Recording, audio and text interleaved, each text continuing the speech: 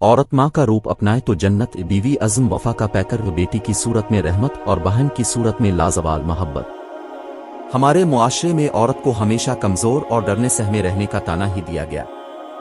हालांकि तारीख दुनिया में औरतों ने भी ऐसे कारनामे सर अंजाम दिए जिन्होंने सुनने वालों को हैरत में गौताज़न कर दिया।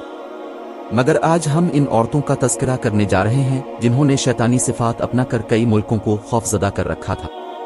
माता हारी, डांसिंग डबल एजेंट। 1876 और 1917 पहली जंग अजीम के दौरान एक नाचने वाली औरत को फांसी पर जासूसी के इल्जाम में चढ़ा दिया गया। 1876 हॉलनीड मार्गरेट ज़ीले ने दुनिया में अपनी आंख खोलती है।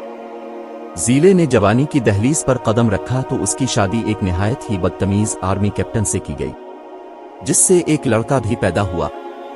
कुछ दिनों बाद शेरखार बच्चा ज़ीले को दुनिया में अकेला छोड़ने के बाद दुनिया से चला गया। ज़ीले शौहर की रोजाना की मार और नोक झोंक से तंग होकर शौहर से अलहदगी का फैसला करती है। जिंदगी गुजर बिसर करने के लिए ज़ीले ने डांसिंग का रास्ता इख्तियार किया। इसके डांस ने बहुत जल्द बड़े बड़े जर्नलों, सनतकारों, ताजिरों और कई बड़े बड़े उमरा को अपना गिरविदा बना डाला।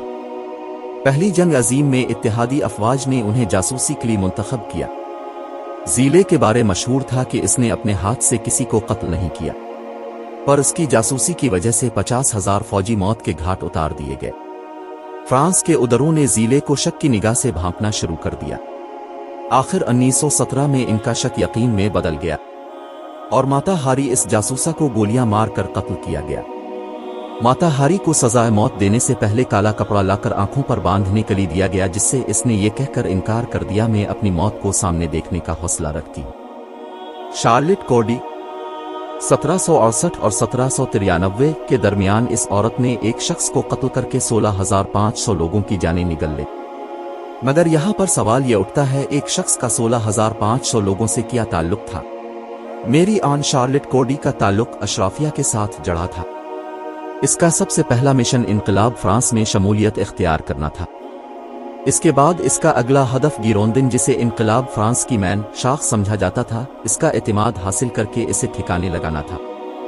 गिरोंदिन को कत्ल करवाने वालों का मकसद इनकलाबियों और बादशाही निज़ाम के दरमियान फूट डलवाना था, जो गिरोंदिन के कत्ल के बाद कामयाब हुई। शार्लेट ने गिरोंदिन को गुस्ल करते वक्त बरहना हालत में चाकू के वार करके कत्ल किया। वो मौका से फरार होने में कामयाब न हो पाई। 4 साल जेल भुगतने के बाद 24 बरस की उम्र में मौत के घाट उतार दिया गया। यूं एक शख्स को ठिकाने लगाने से 16,500 अफराद हंगामे तसादुम की सूरत में मौत के घाट उतार दिए गए। शी जैन कोल्पी। जासूसी के शोबे में 3-4 नाम बदल कर रखना जासूसी की पहली सीढ़ी समझा जाता है। इसी तरह का रास्ता शी जैन कोई ने भी मुंतखब कर रखा था। इसका असल नाम शी गुलन था, जिसके दोनों अल्फाज के मानी पर नजर डालें तो तलवार और दोबारा उभरने के निकलते हैं।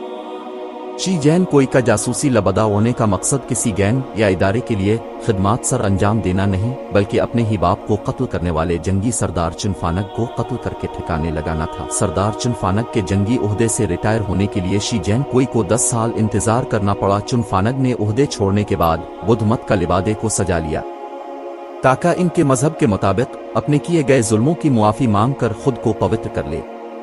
शी जैन कोई हर इस मौका की ताड़ में लगी रहती जिसे अपने बाप का बदला लेकर खुद को पुरसुकून बना सके। आखिरकार वो दिन आ ही गया जब सरदार चुनफानग बुद्ध मत के मंदिर में पूजा करी बैठा था। शी जैन कोई ने इसके सर पर पिस्टल रखा और ट्रिगर दबा दिया, जिससे गोली सर रास्ता बनाती हुई पार जा निकली। शी जैन कोई ने वहां से भागने की बिल्कुल कोशिश नहीं की, फातिहाना अंदाज में खड़ी रहकर अपनी जंग जीतने का इजहार किया। मीडिया और अवाम की ताकत को भरपूर प्लानिंग के साथ अपने साथ जोड़ लिया। आखिर अदालत ने कत्ल के बदले कत्ल की बना पर उसे रहा कर दिया। 1979 में इसकी तबई मौत वाक़ हुई। बर्जेट मूनहार। 1949 में पैदा होने वाली इस जासूसा को जर्मनी धरती पर सबसे ज्यादा भयानक और शैतान सिफत का दर्जा दिया गया। इसे रीड आर्मी फिक्शन की सरकर्दा रुकन बताया गया। 1977 में होने वाली दहशतगर्दी की कार्यों को जर्मन खिजा के नाम से जाना जाता था। इस दौरान एक बाई बाजू के नाम से शिद्दत पसंद ग्रुप ने जर्मनी में कत्लो गारत अगवा धमाके करके जर्मन को खोखला कर डाला था। बर्जेट की सरबराही में एक हवाई जहाज की हैकिंग, फूलों के गुलदस्ते से बैकर को गोली मारने और एक अमरीकी कमांडर और उसकी बीवी को रॉकेट लॉन्चर के सामने खड़ा करके उड़ाने का इल्जाम भी था। आखिर इस गिरोह को 1982 में दबोच लिया गया। बर्जेट को 5 मरतबा उम्र कैद की सजा और 9 अफराद के कत्ल में मुलव्वस होने की वजह से 15 साल इजाफी कैद का ऐलान किया गया। 2007 तक ये जेल में रही। अपने गुनाहों पर नादिम हुए बगैर आखिरी दम तक हुक्काम से ताउन न करने के बावजूद पेरोल पर रहा किया गया। इसी फैसले की बना पर जर्मन के अंदर हंगामे बरपा हुए। ये जासूसा अब भी जिंदा है। एजेंट पनुल्पी। इसराइली वजीर आजम गोलिडा मेयर की जेर सरपरस्ती परवान चढ़ने वाली इस जासूसा को इसराइली खुफिया एजेंसी मोसाद अरिका चैम्बर्स का फर्जी नाम भी दिया गया। फलस्तीन ग्रुप ब्लैक सितंबर रहनुमा अली हसन सलामी में भी इसी औरत का हाथ बताया गया। 1972 में म्यूनिख ओलंपिक्स के 11 इसराइली एथलीट्स के अगवा और कत्ल के सबूत भी इसी जासूसा का कारनामा नजर आए।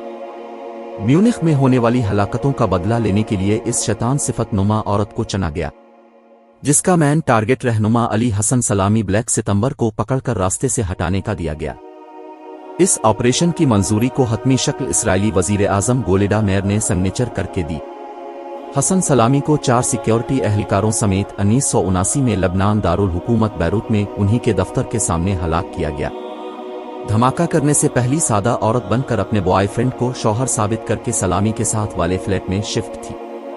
धमाके के बाद न तो इसका बॉयफ्रेंड और न ही ये खुद दोबारा कहीं नजर आए सिवाय बरतानवी पासपोर्ट जिस पर इसका नाम अरिका चैम्बर्स के नाम से दर्ज था।